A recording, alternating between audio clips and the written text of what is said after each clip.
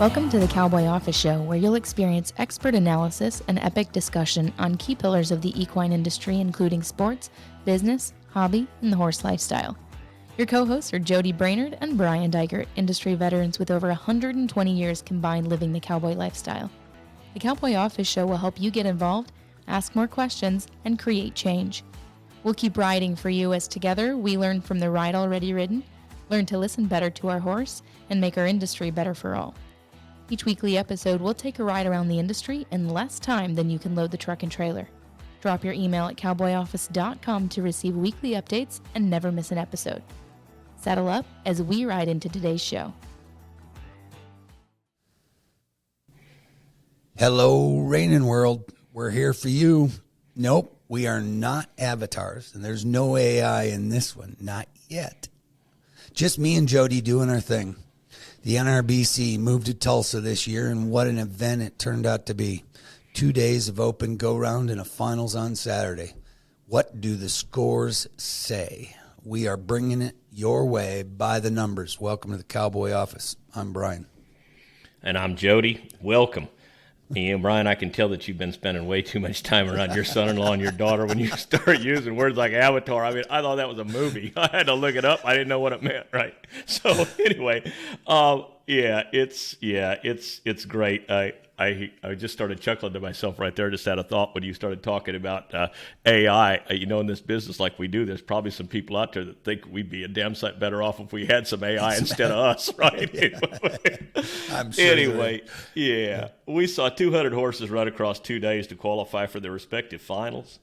There were 7 divisions, and we'll get to that later too. That's a question that I have. But the finals on Saturday was just out of sight. I mean, we've done nothing but see aged event horses just get better and better and better. Took a 230 to win. That's a 76.6 score on the average. It took a 224.5 to make the finals. And that's, I can't say that I've ever seen that before, right. as far as I'm concerned. But that was an incredible go-round. Both you and I watched the vast majority of that and watched the finals, and it was something to behold, was it not? So. Yes, it was. Yes, and it says several statements along the way, but we're now, I'm not sure if it's the third year in a row that we're seeing aged horses in high volume at this level. And so the 224.5, that's a 74.8 when you do the mathematical average. That's what it says, and that's what it takes. So, when you're looking at prospects, that's where we are. And I think it's a fascinating time for the sport. It really is. The L1 and L3 finals started at 8 in the morning, and we're going to have some discussion about that too.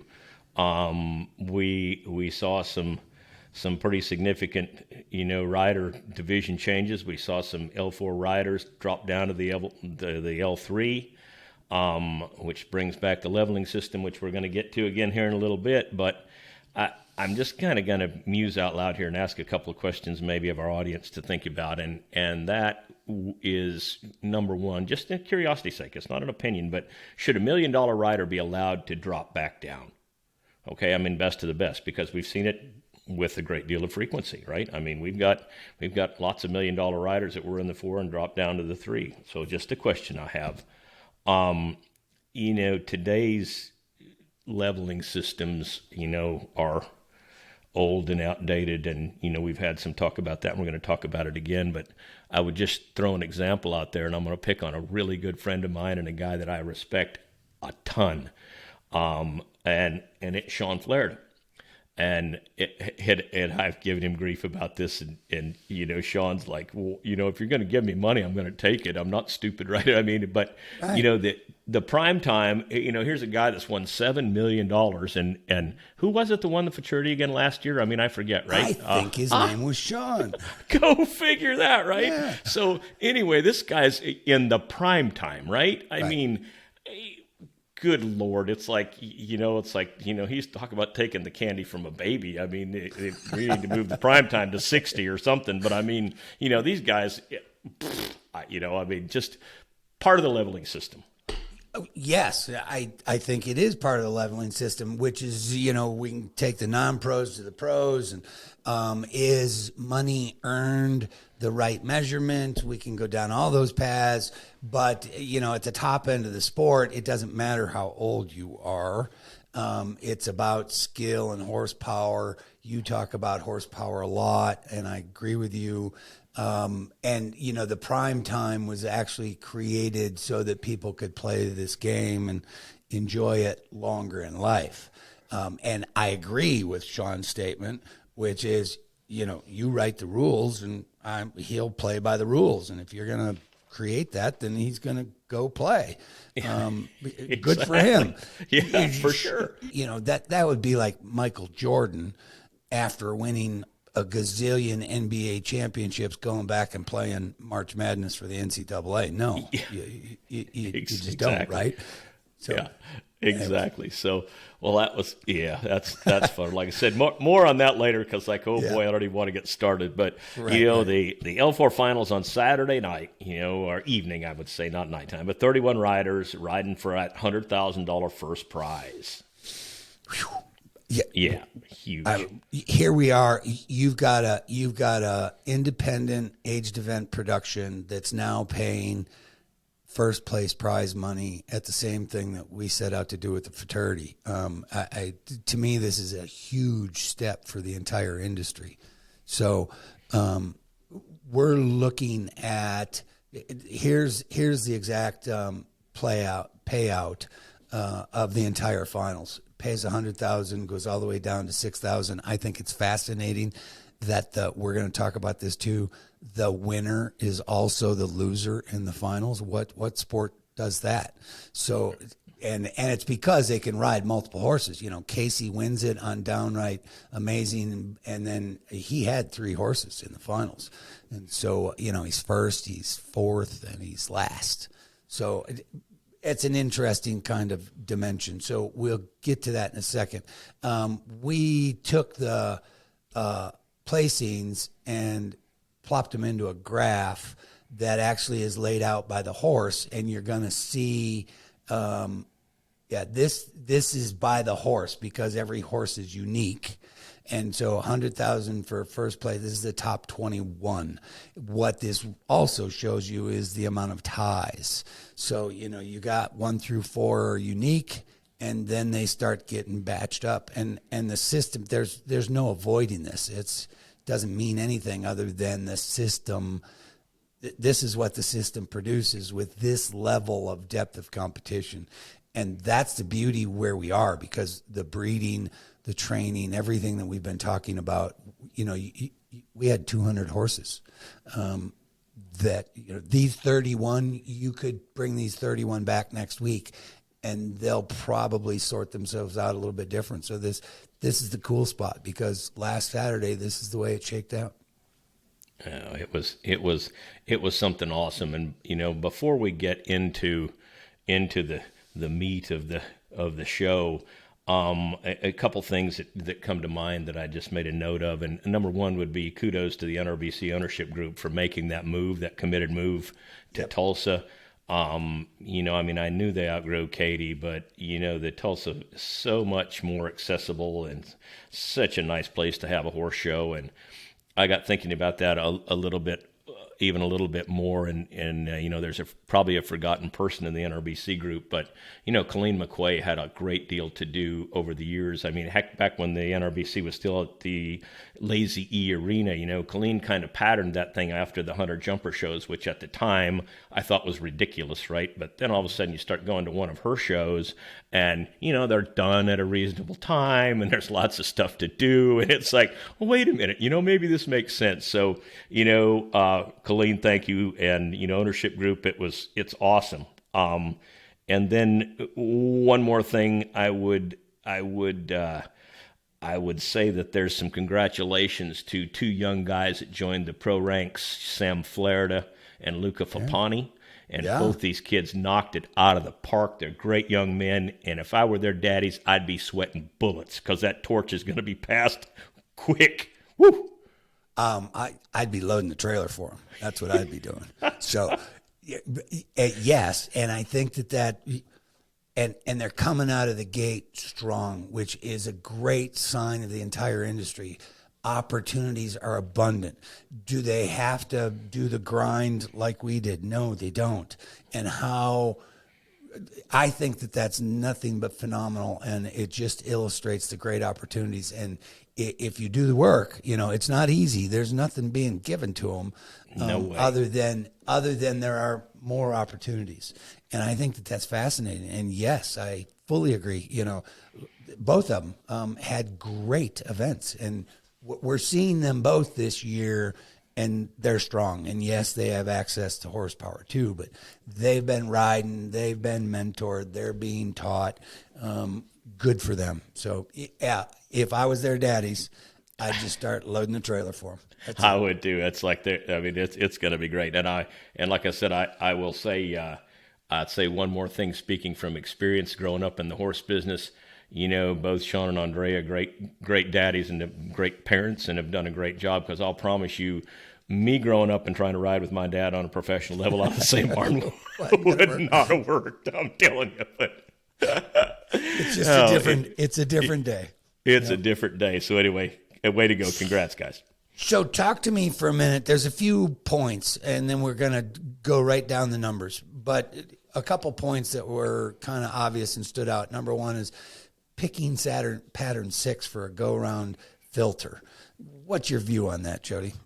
My view on that is I don't want to say it because someone chose that pattern, right? Sure. So I don't want to pick on them, but I'm talking about from an officiating standpoint, it's pretty much ridiculous. Heck, even the NRHA futurity on 3-year-olds calls an eliminator pattern where they make colts go up and down, the middle, because they need to sort horses. They need to separate them. This is not even the finals. It's a go-round for a 3-year-old. So right. You take a 4, 5, 6, and a 7-year-old horse and say, here, come run pattern 6, and you want them separated? It's like, no way with our system today. Right. It's because it's easier and it won't filter. Is that right? Is that correct? Exactly. And these old horses aren't going to make a mistake. Heck, in today's day and age, when we were going to horse shows, we went the night before. Yeah. These things are going 6, 7 to 8 days ahead. I don't know however long. They're doing nothing but school and paid warm-up. These guys are going to be flawless when they walk in the pen, and that makes it even more difficult. Hell, they can all do a plus half minimum. Right. Yeah, no, I hear you and I agree, but I thought that was an interesting piece. When you got 200 horses and you need the pattern to help you to filter to get the finals to the finals, it was just an interesting point. The other one that was very interesting, because we allow riders to ride multiple horses. Okay, cool. And I get it, and I understand fundamentally why we have done that. I think it's time for us to start looking at it different. Run for the Million set that tone, because they're taking, they got 17 qualified for the Run for the Million in August, and there's 17 unique. So the riders are qualifying. That's one rider now. The rider gets options and opportunities by how they select a horse. All of that is great. What we saw with this aged event was 200 head of horses, 2 days to go through the go-round. You can ride multiple horses, but now you've got a 31-horse finals, and you've got a rider that has multiple horses in a 31-horse finals. Takes 3 hours to run that finals. And the question now becomes, at this level, how good can you do that multiple times? And so, who's getting the short end of that stick? Is it the rider? Is it the horse? Is it the owners? Is it whatever? I just made reference to the fact that Casey's first and last in the same finals. That's an interesting phenomenon when you look at a sport. If somebody told you that, you'd go, you're nuts. But it's just an interesting piece, and I'm not trying to pick a side on it other than as you're trying to advance and elevate a sport and the quality, maybe it's time to look at that. And then what does that mean? And I will open up a can of worms, because how do you begin to, make changes in doing that? It's interesting, but the fact that our programs, you got the Lucas and the Sams, and you got more coming, and it's not just a family. I can give you, there's probably 30 young, it's not age either, the new incoming professionals. Is there another way that you talk about team a lot. So our horse business reining competition teams could begin to collaborate in a new way. And all this does is say we as an industry should kind of look at it. I just thought it was an interesting point. When you got 31 horses that can all mark 74s to 77s. I agree with you completely. And you got to remember, like I said, I made my living in this business, and it was great to me, and have, still am playing in it. Not anymore, like on a full time or going to these kind of events. But I've had this conversation before, but it is major events in the reining horse business now, and I'm sure it's in the cutting. I don't follow it, but it's the same thing. But it's an upper end professional and an upper end non-pros game now.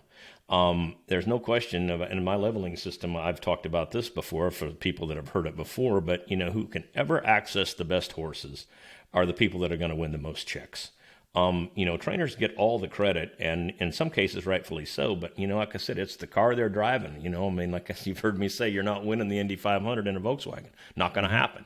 So, you see a dominance in major events like this, because you've got guys, a group of guys that have put themselves there through hard work. This is not, I can make no criticism on the talent that they've got, but they have access to numbers. And when you have access to those kind of numbers and you pull those kind of horses out, it's kind of like the Sean deal we just talked about. I can't blame them for taking 3 horses and going to a major event finals, because they're self-motivated to win as much money as they possibly can, because it goes in their pockets. So. Sure. No, I understand. It's just something interesting that as a sport and industry and association, begin to look at things a little bit different. And are there ways that can help them all? Because I don't think any one group, it's not that the pros are more important than the owners or the horse itself. It takes all of that. They've all got to be working a little bit in harmony and going where they all want to go. And I think everybody wants to go the same place. If you own some of these great horses, you want to win the fraternity as much as the guy riding it. I mean, that's true. I've never met anybody that doesn't want to win the fraternity, or win the NRBC, or win the Derby, or win the run they want to win. So how do we begin to set ourselves up that not only are we providing a high quality product as an entertainment piece to an audience, but then also serving those key supply lines and stakeholders? It's just an interesting piece. And with the depth that we're now at, I think it just creates the opportunity to look at it different. That's my point. I think it's a great point to make. And like I said, I don't want to spend too much time on it because we have so much to cover. But, our business is, and it's changing, right? But, it's a self-serving business. That's how the non-pro riders want what's best for them. The open riders want what's best for them. The owners want to win. And it's like, and perhaps it's time to look at some of this stuff that's not as good for the sport as a whole, that would do more to attract outside sponsorship, and rather than it's just about me. You know what I mean? Mm-hmm. It's about the sport in general. So anyway, okay. Yep. So let's go right straight to the numbers. We're going to take a look at how the finals got there first. And we're going to waltz our way through the numbers. We'll spend the rest of the show in the details. And how did they get there? And we hear this. This is not new. They have said this since I can remember, that the placement of the draw to get in the finals makes a difference. Late in the draw is better than early in the draw when you're trying to sort out a go-round to get to the finals. So we pulled the numbers, and here they are. 14 horses, from the first section go to the finals. 17 horses from the second section go to the finals. And 6 of those 6 horses in each section were in the last 25% of the draw. And now the question would become, why did I pick the last 25% of the draw? It's completely arbitrary, other than I just had to make a line and look at it equal, because did draws have an influence on making it to the finals? And by the numbers, this is what it says. I thought it was interesting that 6, the exact same number from both sections, were in the last 25% of the draw. Now there was 124 horses in the first section and 119 horses in the second section. So you had a few less horses go in the second section, but they were close. And so that's what it says. And so we're going to go through the numbers and look at judging and all the rest of that. Here's the cutoff. And this goes directly to the leveling that we talk about a lot, Jody. And I think that the conversations on different ways to level our age events is a fascinating conversation. But when you look at these numbers, and I've been an advocate of this for a while, I think we continue to split up purses and prizes to give more people prizes, as opposed to having equal quality competition that is advancing itself up a series of stairs, and allowing exhibitors to stay wherever their skill, gets to their own top, because that's a great sport that'll allow you to play and stay within your own means. And here's my point, because if you look at level 3 and 4, you're talking about 0.8. It's less than 1 point difference of those 2 batches of finals. And then there's a big step when you get to level 2, and another step to level 1, which is those professionals coming through.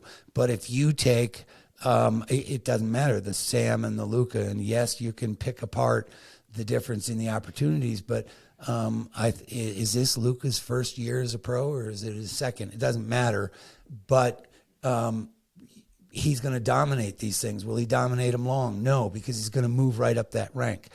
The bottom line to this is, in my view, by the numbers, level 3 and 4, there isn't much difference. It's about horsepower and year and some of the other factors in people's lives and cycles. But as a sport, if you took this purse money and split it into 3 sections, which is a developing professional and the top, what could that begin to look like? And I think that that's an interesting conversation too. I think it's a great conversation, and I'm gonna break that down into 2 parts, because you kind of covered a couple things. And number one is that the horses that made the finals, a high percentage of the horses made the finals that went in the last group. And judges climbing scores this is not unique. We both chaired the judges committee. I did it for 5 years. I will tell you this, that there's not a lot of people that have the same amount of experience that you and I have in this business. I have judged horses, and I have overmarked horses. I have judged horses, and I have undermarked horses. I can freely admit that, and I don't do it on purpose, and nobody does that. But it's just, you'll go back and somebody will draw it to your attention, and you'll go, "What the hell was I thinking?" Right? And it happens. We have shown horses, you and I, and we have been overmarked, and we have shown horses, and we have been undermarked, and sometimes, I got a really, really good friend that's one of our best judges, and this guy had a hard time marking me no matter what I was on, because he always was afraid that he was going to be accused of overmarking me. So It went the opposite direction. So, there's some unique situations there, and there's some trends that can be pulled out of those things. But, both you and I have monitored major events. We've monitored judges that are overmarking. We've monitored those guys that are maybe undermarking. But it gives us a unique perspective on this. And I will say again that the answer is always kind of in the middle here. Judges will tell you that the reason that those horses got higher later in the day, it's because people were running harder, and that's why they got scored higher. And I can buy into that to a certain extent. Maybe the draw has a little bit to do with that, or an equal portion to do with it. But when you look at numbers and you say that 6 of the horses from each, if the finals came from the last 25 runs of each day, you're talking about a trend. You're not talking about draw and draw specific. You're talking about guys maybe changing the standard. But when you're looking at 100+ head of these things all day long, you get beat to death, and it's something that happens. And if you don't have a monitor that's saying, dial it in, tighten, and not just tighten up the screws, but to say, hey, look, this is what you showed me was a 221 at 9 o'clock this morning, and now here's your 223. Are we still good? And if you just give them a chance to look at it, self-correcting, they'll fix that. But if not, it can be a pretty big deal. I agree, but then and consistency has always been a big terminology, but consistency in educating or monitoring our officials at all levels is exactly what you're talking about. And yes, that is 100% true. And yes, it can be done, but it's still a weak spot in our industry because you don't have the same monitor and the same feedback at the every major aged events. So you're going to be led a little bit different depending on who that is and what they're doing and blah, blah, blah. And I hear you. And yes, I am the exact same way. One of the hardest lessons I had to learn when I got even more serious with my officiating career was the one that you just made reference to.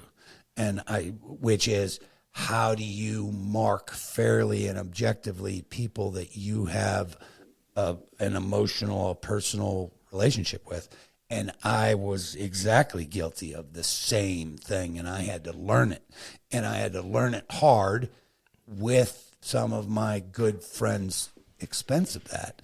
And yes, that's all real. Now as a sport and where we're going, it's no different. I just saw umpires in baseball.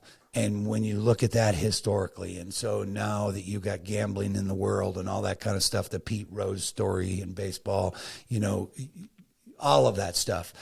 Are humans flawed? Yes. Are they perfect? No. My one that goes to your point here is we haven't defined where excellence in performance to the officiating is. We don't know what that is. Is it 60%? Is it 70%? Is it 90%? Is it 97%? Can they be perfect? No. Why do we use multiple judges? Because there are imperfections. We've known this. We want experts. We want individuals, which is people. We want the hard decision. Is artificial intelligence going to be able to be a great horseman and split up the difference between a +1 and a +1.5? My guess is no, but I'm not a technical expert either, because that's what we wanted. Now comes the rest of the responsibility, which is because our competitors are now, I think, demanding it. So that's where we're headed. I think it's interesting. We're there. Very, very interesting conversation, and it can go on for the duration. But there's, like I said, we look for patterns, and sometimes, and I'm going to get to the leveling here in just a second. But sometimes, just as an example, I would look as a monitor. I would look sometimes at even a single judge in a 5-judge system. If that single judge, be it him or her, was always high on a particular rider. And sometimes they're not even aware they're doing it, right? I mean, they're not aware they're doing it. But and you bring it to their attention, they go, "Well, really?" I said, "Well, are you intending to be thrown out every time if this rider has 3 horses? Are you intending to be thrown out high on every run, or are you overmarking because you think you see something that's better than it is?" So anyway, a lot of times it's that's a trend, and if you're not paying attention to it, then it goes unnoticed, and you're not going to make an improvement. But anyway. Well, and I'm going to jump on just a touch because we have leaned on and relied on that we toss the high and the low. And I think it's served us well as a sport and an industry to this point, but I do think it's time to look at it different. Yes, I have my own view on it, and it's not my view. It's time to look at it different. My point would be having 5 experts is dropping high and low, serving our sport now well at the top. And I would say that we've got some options to look at, because 5 data points and somebody being consistently higher on the scale is not necessarily going to skew it. It's actually when you go up and down erratically and looking at the Y's, because 5 data points is more significant mathematically than 3. And that begins to be a very fascinating scenario when you start to get into this depth of competition. And we'll constantly be kind of following through on that, but that's an interesting one because we've self-taught ourselves that dropping high and low is the answer, and I'm not sure it is going into the future. Right. Absolutely, and there's a ton to look at. That could be a whole show. Yeah, when we talked about the 4 divisions, and I mean dropping that back down to 3. I think you're spot on. And when we talk about horsepower, and that's obviously a lot of people have heard me say that's where the leveling needs to come from, not on riders' earnings, but. It's a little bit hard to draw a comparison in other sports, but the National Football League, a group of tremendously wealthy individuals and really smart businessmen in their own right? They have a salary cap. Mm-hmm. And the reason that they have a salary cap is because someone like Jerry Jones, who's got the most successful football team in the National Football League, would go buy Patrick Mahomes and Justin Jefferson and every good player that he could get his hands on and perpetually win the Super Bowl. So the team owners realize that for the good of the sport, we need to come up with a leveling system of some kind, and we'll do it in money. You can't handicap on people's ability in this business. You can't say, well, you're too good a rider, Andrea. But we can say, maybe you need to be showing 2 and somebody else gets to show 3. And, just food There's for options. thought. Yep, exactly. There's options, and I agree with you 100%. And yes, using some of the other sports that have learned some of those lessons, figured it out for themselves, but there's a lesson there that we could apply within our sport, which would be good for everybody over time, yes, including a big one because the owners of these horse owners and breeders, and we're spending a lot of time in today's time. The highlight to the rider is a big piece, and I'm not trying to take away. Good for them, great, absolutely. Love it. But it's all the rest of the pieces in the entire industry, and the breeders is a big one because without the breeders, we don't have the horses that we're now seeing. And then comes all the economics in the business that go along with it that bring those horses to the levels that we're seeing. So it takes all of those supply lines, and then you got all the other help that goes with it. So it's all cool stuff, and I think it's a great place to be in for the industry. So we'll see where it goes. So that's how they got to the finals. Let's go into the spreads, because this is the first place that the industry barks all the time. As long as I've been around, we're going to talk about score spreads, and then we're going to take it even farther because we're going to go into the runs and talk about the maneuvers and the deviations or the spreads or the separations at the maneuver level. But when we look at the score spreads, the 75 to 77, the 76 to 77, the 74 to 76, the 72 to 74 and a half, all of those spreads, we've got the data that's going to look. This is the go round. This is the score spread. So the final score, 5 scores, when you look at them, pattern 6, 7 maneuvers. When you do the math, the average says 1.4. Now, again, you had 244 horses go through the go round. But here is this is the percentage. So you had 29% of all the score spreads in the go round, 244 runs, at a 1.5 spread, which we all talk about, what's normal. I would tell you, based on the last 2 years of numbers, 1.5 is normal. You can stretch it between, and these numbers tell you this, 1 to 2 is normal. That's where the vast majority, you got over 75% of all of those runs are within a 2-point spread. And that's my point about the 5 data points, the 5 experts putting them in. But this is what it is. They hit bingo 2% of the time, which means all 5 scores are exactly the same. Andrea had one of those rides. It was straight across the board, 75.5. And the industry thinks that that's like very cool. And I agree, it's cool. It's also extremely rare. And that's the rest of the story in our sport, because we're talking about quality and the fine distinctions of quality. And I think that that's the pressure that we're now under, is getting consistent with the fine distinctions of quality, because this is exactly telling you that this is the beginning of that story. So from a half-point spread all the way to a 3-point spread, that's the stats on it. Well, and there's a way, and the way that that's flawed, that the and I don't want to say the group of reiners that are watching, the audience, the people that we were conditioned to see. Everybody says that. You and I have discussed this many times. Andrea marks 75.5 across the board. Hell, there's maybe 4 different ways out of the 5 that they got there. Right. Nobody saw it the same way. They just ended up scoring it the same way. So, I mean, it's kind of pointless to say that they should that they should score the same, right? Because all 5 of those officials didn't see it exactly the same way. I mean, if you pull score sheets, I'll guarantee you there's a difference. Yeah, well, I do actually have the score sheets, and so you're right. And we've taught ourselves the viewpoint is a factor. That's true, but that's why we have 5 judges and we put them all the way around the arena. It's not that one viewpoint is different or better or worse than the other. It's that I've always said this, there is no hiding in the sport of reining. So that's why we use 5 judge systems. That's why we put them all the way around the arena.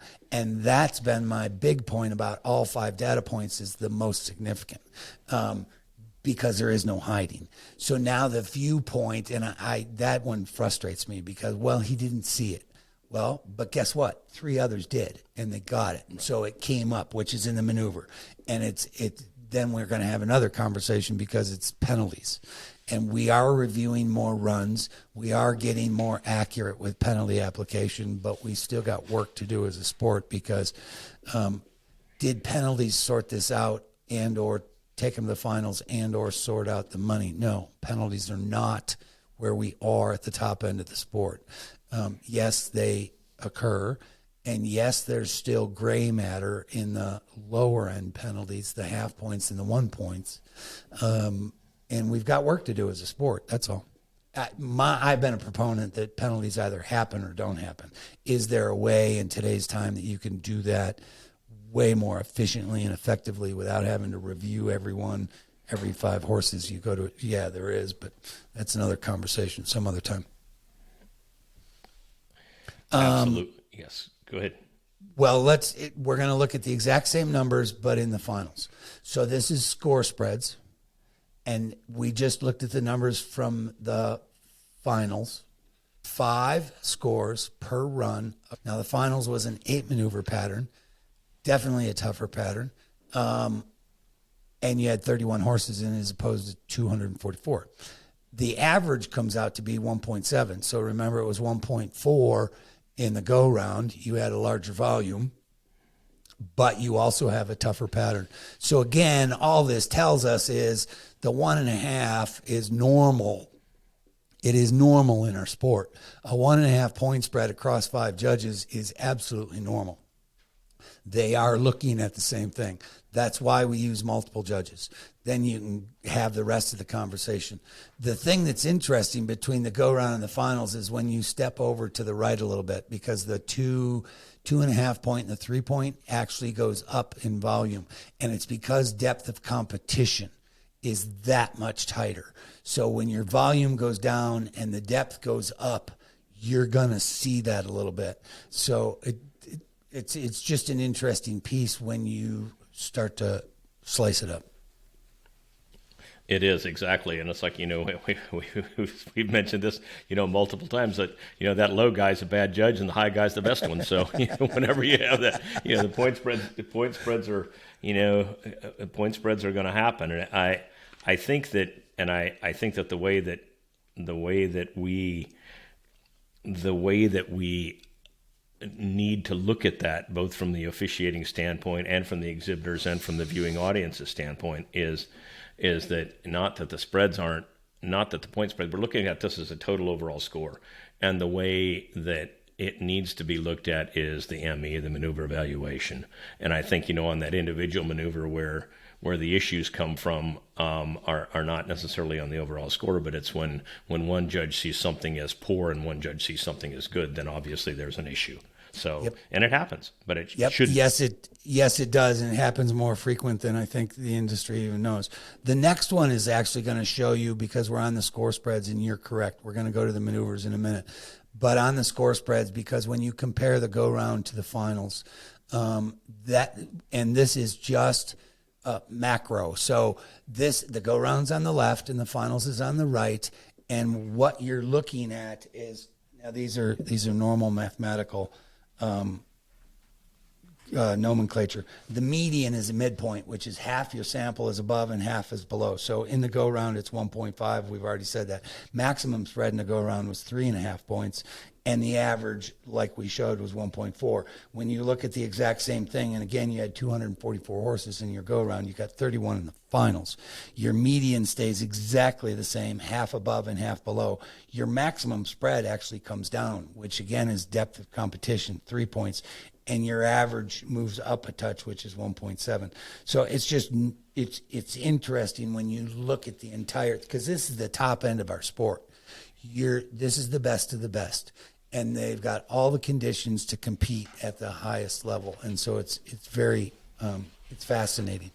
We're going to take it one more step before we dive into the rest of the story, because I want to show you. Now this one gets a little bit complicated, but it's not if you just take a minute to look at it, because this is the score spreads.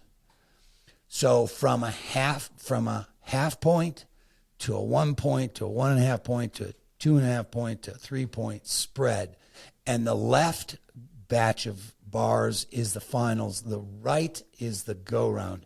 The yellow splits it in the middle, and that's the bingo, because when all 5 judges hit the exact same score in the go-round, they hit it 2% of the time, 2% of 200 horses. Bingo never happened in the finals, which means all 5 judges never saw the run the exact same way, and you are correct, Jody, which even when they hit the final score comes out right, they didn't get there the same way.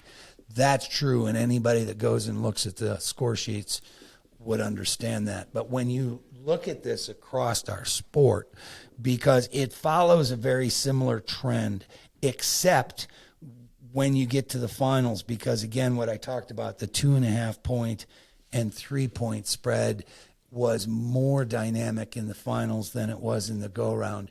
And to me, the numbers say that's because the volume of competition is much less and depth is much greater, because you've condensed it into a smaller group, and that's why that happens. It's not a good or a bad, it's just a dynamic of what our sport is doing. It's just interesting. And when you do some of the math to that, 52% in the finals were between 1 and 2 point spread, which is what I was telling you is a normal. 74% is between 1 and 2 point spreads in the go round. And again, you got volume. You got 30 horses versus 200. But what's normal in a multiple judge system? 1 to 2 points. We've been saying this forever. So industry, get used to it. Exactly. And I think that there's consistency there too, Brian. It doesn't have to be at the major event where the best horses are absolutely the best that we've ever seen. I mean, you could have 5 judges judging limited non-pro reining or a novice horse, and you would see the same thing from that spread standpoint. Yes. Not just because we're looking at the upper end here. That is correct. And whether it was 2 judges, 3 judges, or 5, you would see the same trends. You and I know that because we've done it for 30-some years. So we've lived it. We've experienced it. You have to teach yourself how to be comfortable with that. It's not about being exactly the same. The thing that I've always, when we use a 2-judge system and we put them on the left wall and we put them 5 feet apart, I've always found that, why do we do that? You actually would want them 20 or 30 feet apart, because I could tell you it's several things. One is an angle is a little bit better than straight on. And two, if you're going to put them in the same window, why do you need two?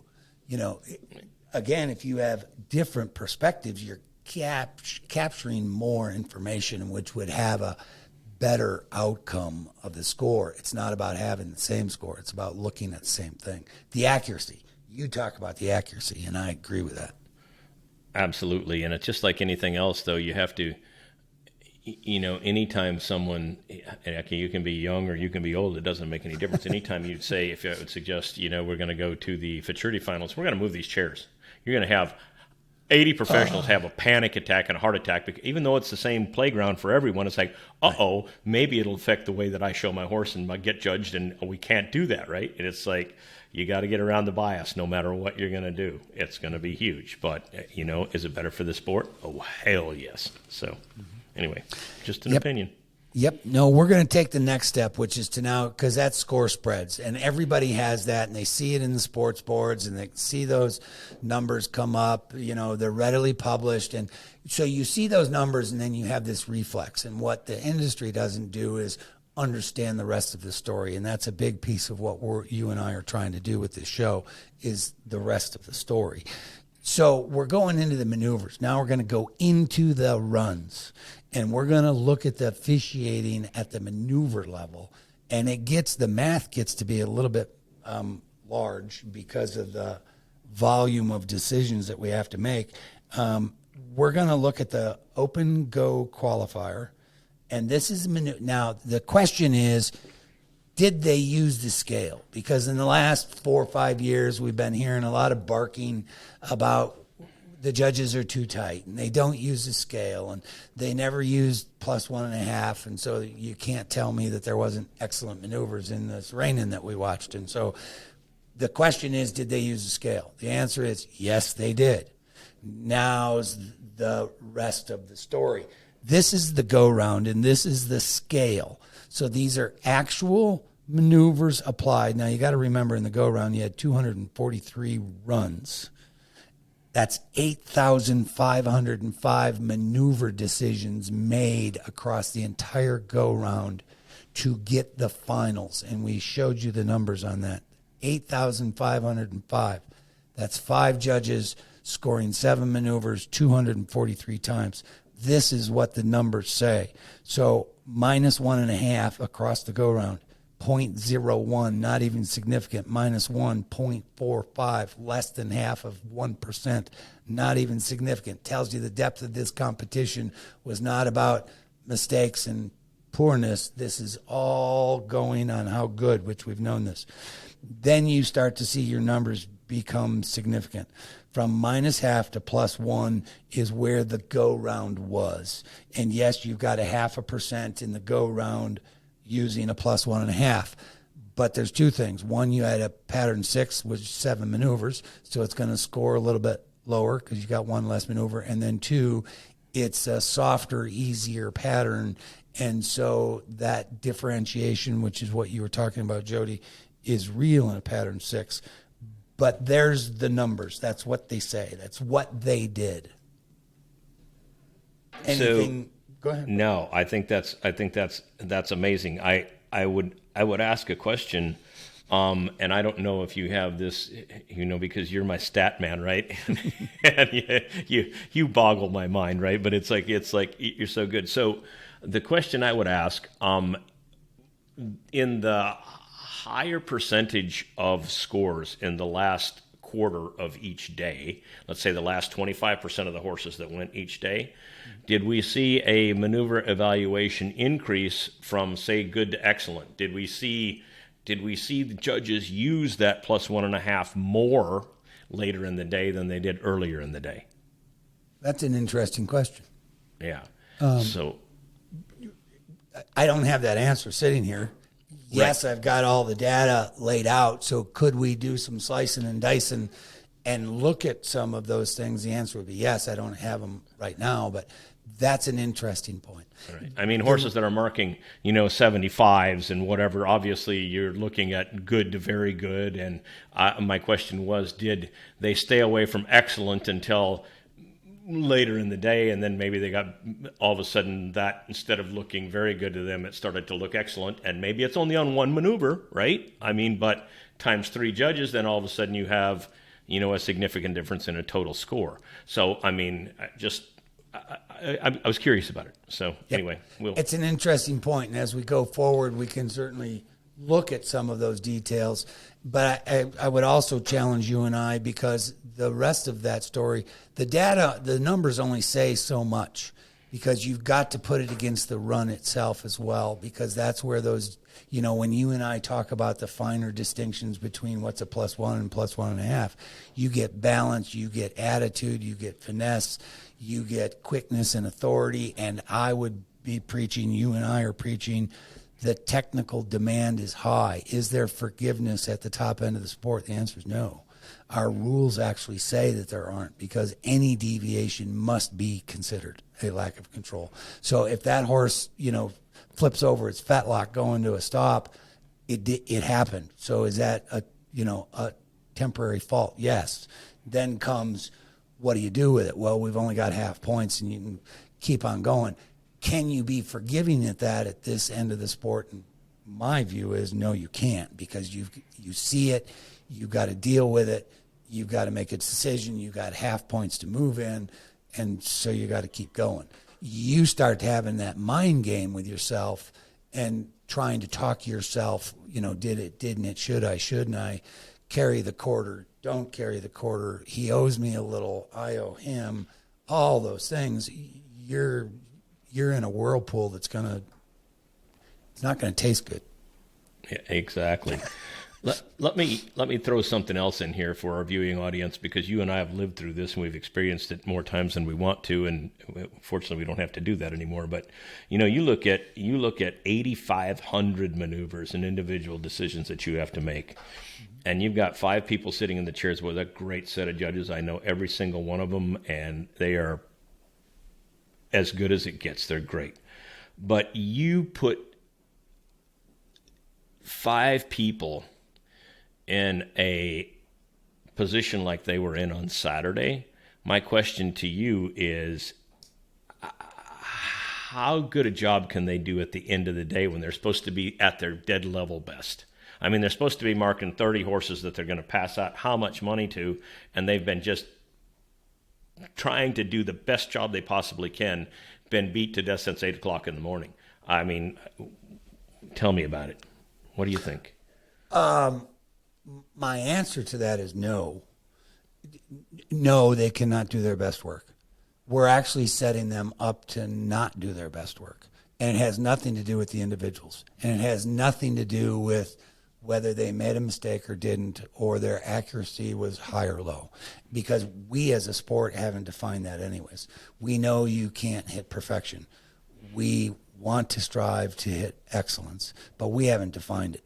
Where is excellence in performance from our officiating? We don't have that definition. I think we could begin to find it. And I do agree with you 100%. I've been a strong proponent of this.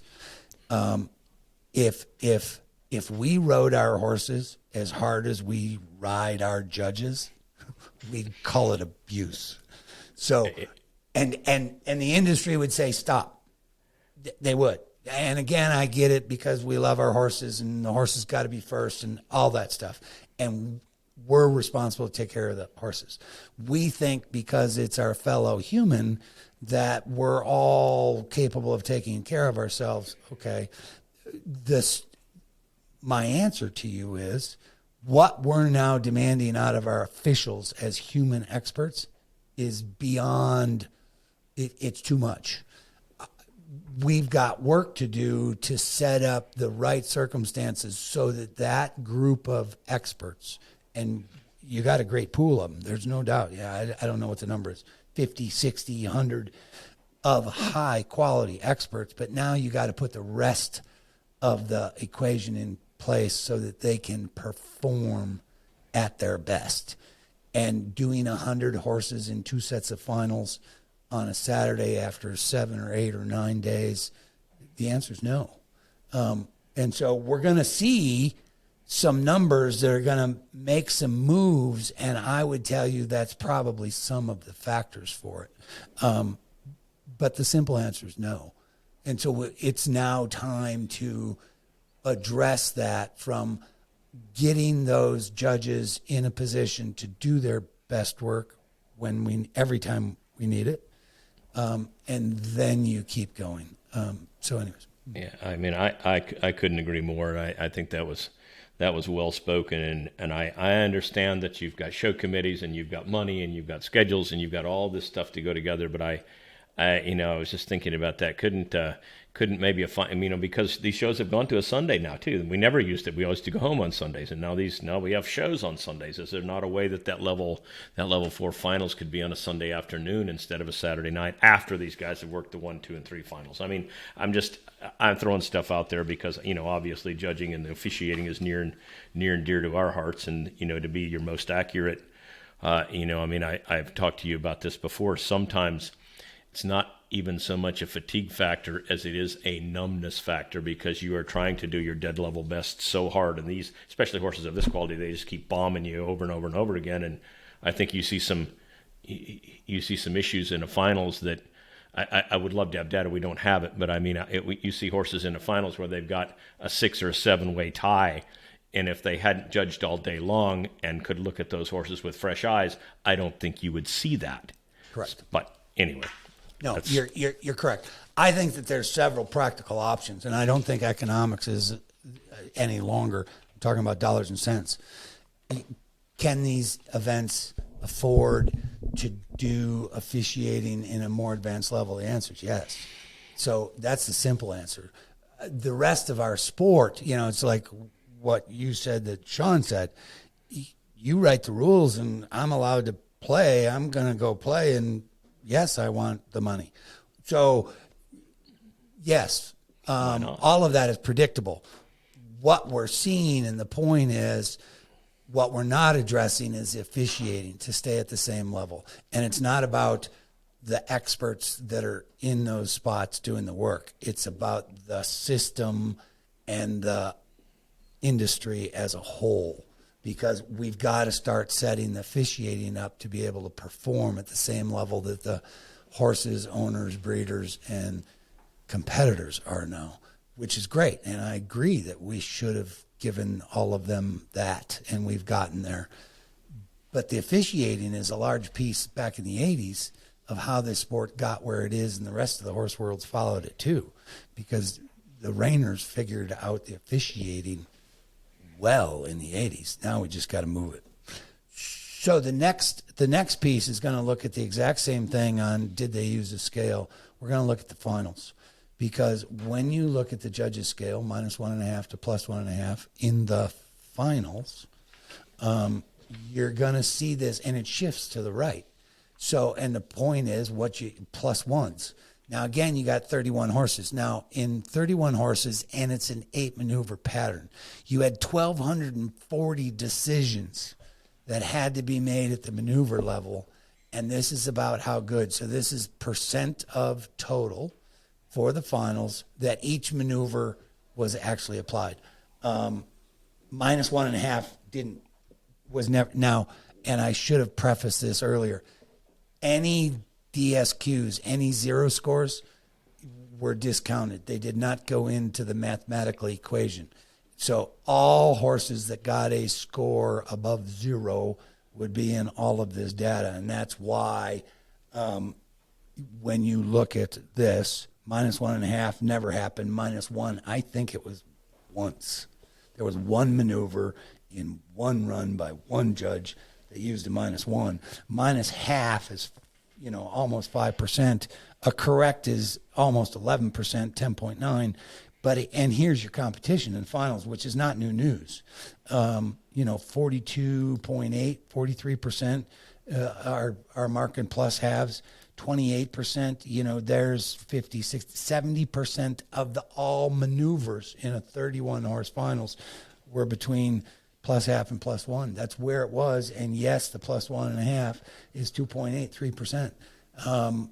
So again, it's not new news because we've known this. We've been watching it, which is the depth and quality of the competition. It's just interesting.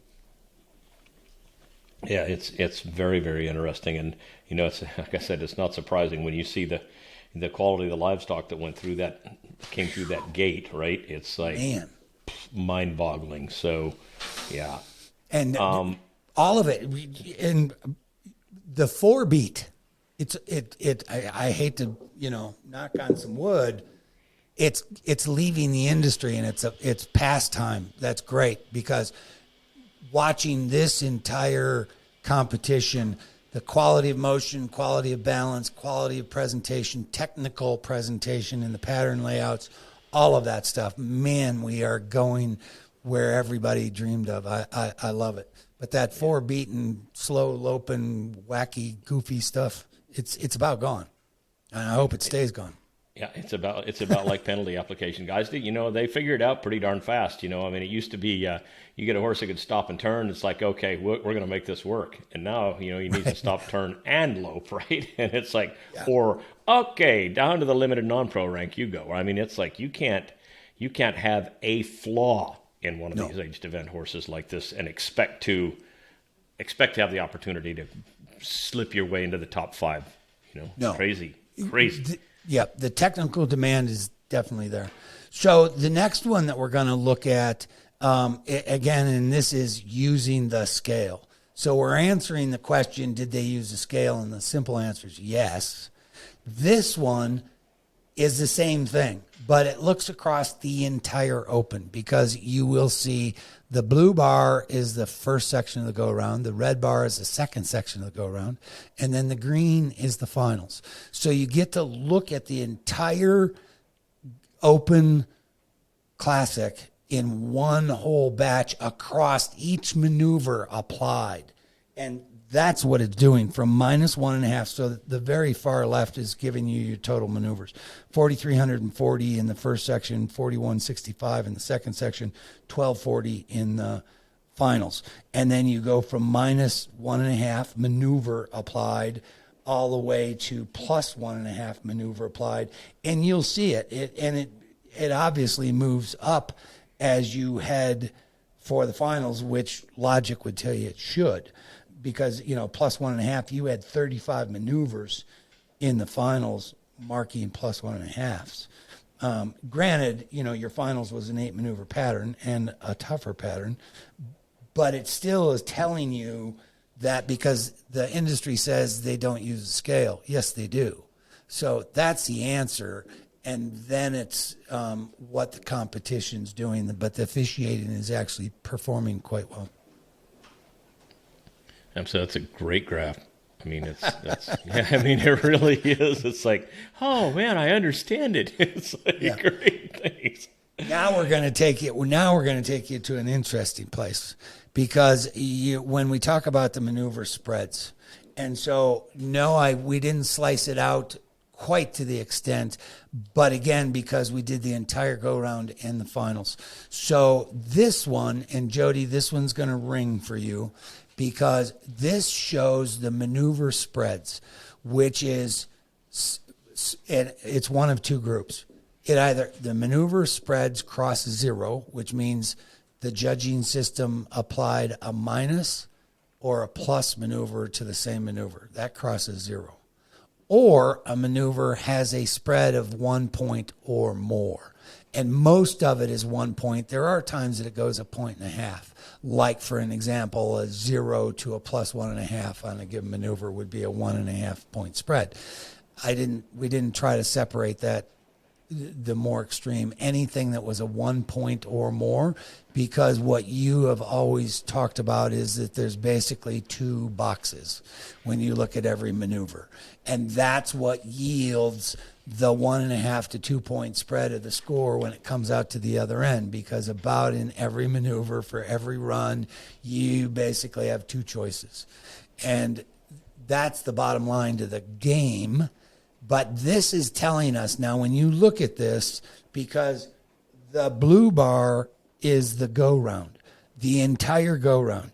So in the entire go-round, 9.8% of the entire go-round, 10% of 244 runs is 24 runs. 24 runs crossed zero in the go-round, and 19%, almost 40 runs, had a maneuver spread of 1 point or more in the go-round. Now watch what happens when we go to the finals, because we go to the finals and they cross zero 25.8%. Now that is of 31 runs. So again, it's relative to the proportion of the sample, but it's significant. So they cross zero way more and they spread way more, which is 42%, almost half of all the runs in the finals had maneuver spreads of 1 point. And so that's fascinating, and it doesn't mean good or bad. I would tell you what it means is difficulty and depth, and that's the demand, which it would include technical, because when you and I talk about, a good mover, a well-balanced, a great attitude, the difference between an intimidated horse versus a highly controlled one, all of those kinds of technical, they miss a foot, those horses that stub a toe, flip over the fetlock when they're going to the stop, or they're in the stop and they turn it over regardless. Those are technical details that we're now seeing, and a lot of that's where we are. That's what the numbers say that we're doing. But so anyways, I knew you'd get a kick out of this one, especially the crossing zero, because that one's like a thorn under your saddle, right? I mean, it drives me nuts. I may have mentioned this to you before, but I think, and I don't have an answer for it, but it's been 6, 7, 8 years since I've chaired the committee, and but when I'd monitor those major events, we used to have, we'd have a point spread, and I'm going to tell you, I can't remember a time when I saw somebody we'll go from a minus half to a plus half, but we would occasionally have some 1 point spreads, and we would review those because we would have 3 or 4 a day. Percentage was very, very small. And now it seems like it's about every drag, and especially in the finals like that, it's crazy. It would have drove me nuts. I would have been in the finals, so I wouldn't have been able to do anything about it from a monitor standpoint, but I would hope that from an education standpoint before we got there, that wouldn't have happened. But I don't have an answer for it, why the percentage has increased like it has. Because every one of our shows that we've done, or even when we were doing some Rainer Stop stuff, we would see that. And it seems like it's progressing instead of coming back. So I don't have an answer for that. I do know that it's happening more. And like I said, if it's the education, if it's the quality of the horses, if it's the fatigue factor, if it's all of the above, I can't tell you why, but I can tell you, like I said, from a point spread standpoint, I don't have an issue. From going from poor to good, I have a huge issue. So what about inconsistency to monitors? Yeah. It could be a percentage. It could be a part of it too. I think that the committee does the best job that they possibly can do to say, okay, is this guy capable or is this girl capable of monitoring a major event? And they should be. But like I said, I don't know if there's consistency in the way that the monitors work. There's the rest of the story. And I would bring up the point of, is monitors coming off the committee the best way to do that, as opposed to having some professionals education is what you talk about a lot, and I agree with you 100%. As an industry and a sport and association, we've got to start looking at some of these things. I'm not trying to be prophetic here and stuff, but it's obvious that we can see the demand and the economics are with it. And when you get dollars and cents in people's livelihoods, that gets to be very real. And so I'm just helping us to think about what does that mean, and starting to look at it, because the numbers say what the numbers say. You can interpret them how you want. I think it's a fascinating scenario, but our officiating system and the education and the professional staffing, the conflicts, the business conflicts in our industry, we don't use professional judges that's all they do. These are people from the horse world, including non-pros. Send me the hate mail. Right. Can non-pros be officials in the sport of reining? The answer would be yes. Should non-pros be at the highest level of officiating in the sport of reining? My answer would be no, because then you become a professional in the sport. It's just another advanced step. I'm not picking a side one way or the other, but those would all be chronological, normal processes in a sport on the way up. And are there places for them? Yes. Where I was going with all of that is those officials in today's time are making a living in the horse industry in a very diverse set of means. And all of those diverse means create pressures onto people. That all of that is factual true. Those all lead to things that we as an organization and industry have got to start looking at, and the economics got to come with it. Is there a batch that you could be a professional judge and judge, whatever the number is, 25 times a year, 32 times a year, 14 times, whatever it is, doesn't matter. You could figure that out. You use football.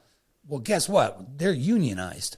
And, that group of officials, one, you have to go through extensive education. You constantly do. You're always reviewed.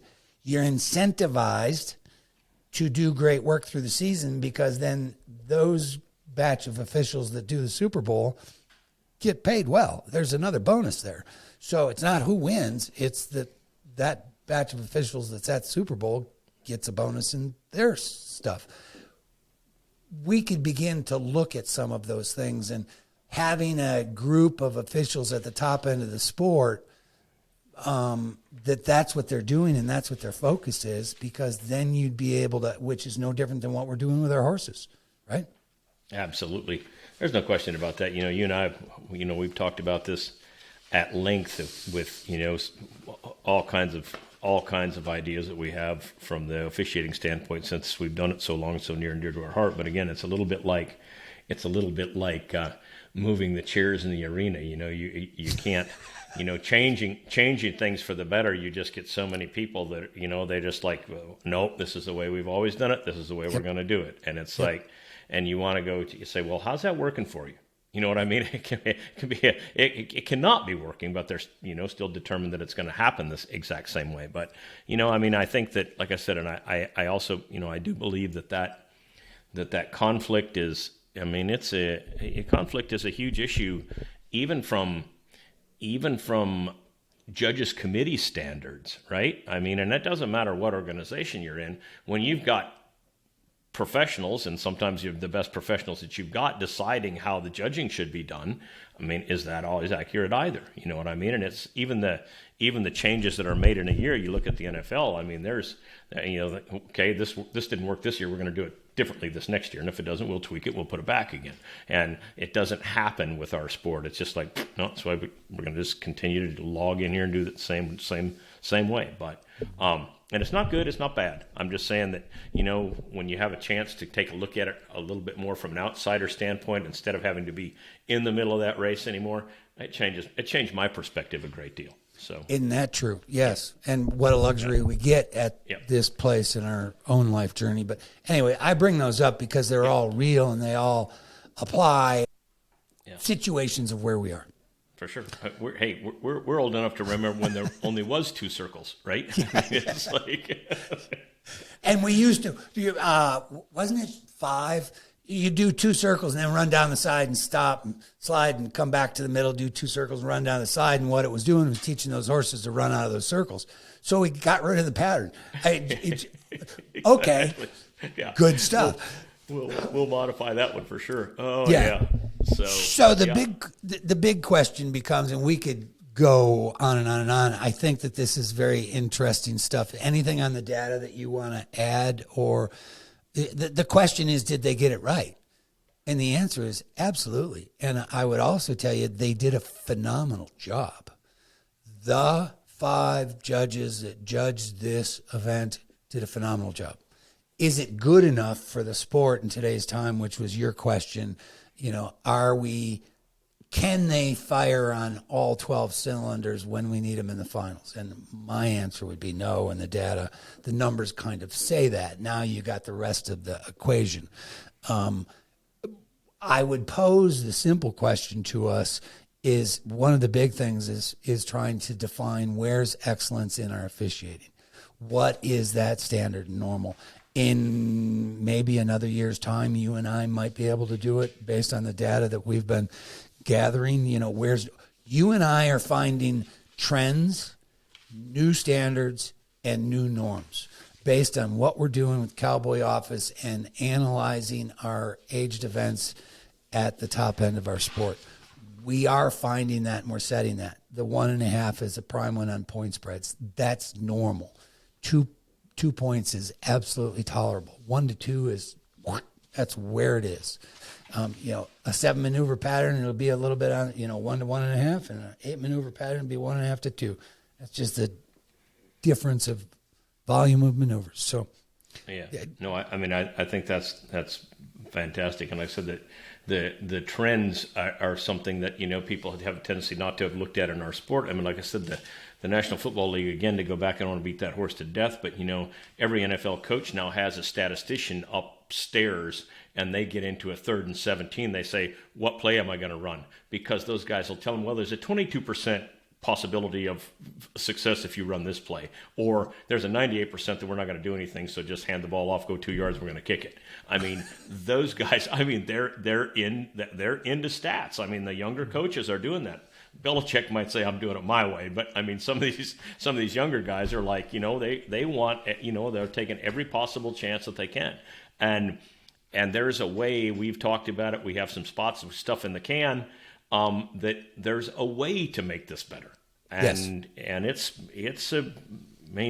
can be done. But yeah, the stuff that they were handing. There's one more thing that I just had a thought about. I almost lost it, but I got it back again. We'll need to do a little bit more research and to see if we can find a trend, or if even though it's two different sets of horses. I think the judges only judge 70 head in the non-pro go rounds over a 3-day period. And then they jumped in and had to do over 110 head in the opens. It would be interesting to check point spreads and maybe some statistics on accuracy to see if the lower numbers, and those guys were a little fresher, if there was a consistency, if there's a pattern of consistency in that area. Make sense? Yes, of course. I think it's an interesting question. And yes, we could look at that over time. Because what you're talking about is volume is one, but then I think that there is one more spot, which is depth of competition. And yes, you got the top end of the non-pros that are very competitive, no doubt about it. But you don't have the same depth that we've got in the open. So depth of competition will have a factor in some of those stats. But I agree with you. Looking at it from a more macro level and just trying to be simple on volume with judges and the same batch of judges, because what does that influence start to look like? I think it's an interesting question. So equal to that is going to be the one on the maneuver scores inside the last 25% in the draw that made the finals, because did that. And you and I have talked about this because it is real. It's the comparative routine and what happens to officials when you get in that routine for a while. And it's true on the negative side as well as the positive side. When you're stuck on -half and 0 all day, all of a sudden that nice horse that's a 71 horse comes in, he gets a 72.5 or 73 because it's just, you've been looking for that and you haven't seen it in a while. And the same thing's true when you've been on the positive side. So we know that. You and I have found that in our own history and stuff in the work and our experience. So that's true. Anything that we haven't covered at the moment, Jud? Yeah, I think that it's been a great show, and it was a great event. It was fun to watch it. I would love to have been there in person. Couldn't do it, but I mean, it was fantastic, and I think this has been great too, because we've had some very interesting points brought up between you and I today, and I think it's going to make for a great Cowboy Office show. So I really like the way that we've stuck to our hour again, right? Yeah, no, we didn't. So we'll do better, because anyways, we're keeping the numbers and the education. One of our big focuses, getting the info to the audience, to the public, keeping them informed, educating them, helping them to understand all the way along. The top 21 horses in the finals and the payout, congratulations to all of them. Horses, riders, owners, breeders, event producers, phenomenal event. Wow, congratulations. This is just a great time in the sport to be here, be around, be involved.